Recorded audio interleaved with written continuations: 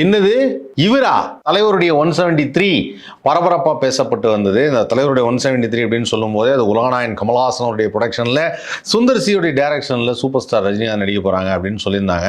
இதுக்கு பிரம்மாண்டமான அந்த என்ன சொல்கிறது, ஒரு பூஜை போடுற மாதிரியான ஒரு விழா, எல்லாரும் மாலை போட்டு எல்லாத்தையும் வரவேற்று ஸ்டுடியோவுக்கு வர்றது, பேசுறது அப்படின்னு சொல்லி நிறைய விஷயங்கள் வந்து பார்த்துருந்தோம்.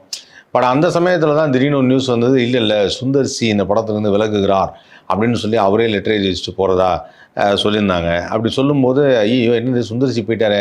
ஏன்னா அதுக்கு ஒரு 4-5 நாளைக்கு முன்னாடி தான் பயங்கரமாக ட்ரோல் அப்படி ஒரு ட்ரோல்.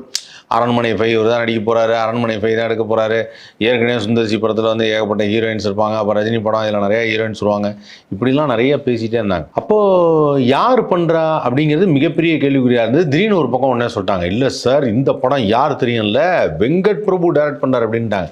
வெங்கட் பிரபு டைரக்ட் பண்ணுறாரா அப்படின்னு பார்த்து வெங்கட் பிரபு சார் தான் அப்போது அடுத்து ஏதோ சிவகார்த்திகேயன் படம் கமிட் பண்ணி வச்சிருக்காரு, அவர் எப்படி பண்ணார் அப்படின்னு சொல்லி அதை யோசிச்சுட்டு இருந்தா குணாங்காய்ச்சி இல்லை சார் இது தனுஷ் பண்ணுறாரா. தனுஷா? என்ன சார் சொல்கிறீங்க, தனுஷ்னு அடுத்தது சொல்லிட்டீங்க, சரி ஓகே தனுஷ் தான் பண்ணுவார் அப்படின்னு பார்த்து அவர் ஏதாவது புதுசாக கதை ஏதாவது ரெடி பண்ணி வச்சுருக்காரு அப்படின்னு பார்த்தா இல்லை சார் இந்த படத்தை வேற ஒரு யங் டைரக்டர் ஒருத்தர் பண்ணாரு. Young director? அது யார் யங் டைரக்டர் அப்படின்னு பார்த்தா வரிசையாக அப்படியே போயிட்டே இருக்குது, லிஸ்ட்டு பெருசாக போயிட்டே இருக்குது அப்படின்னு வாங்கலாம் அந்த மாதிரி.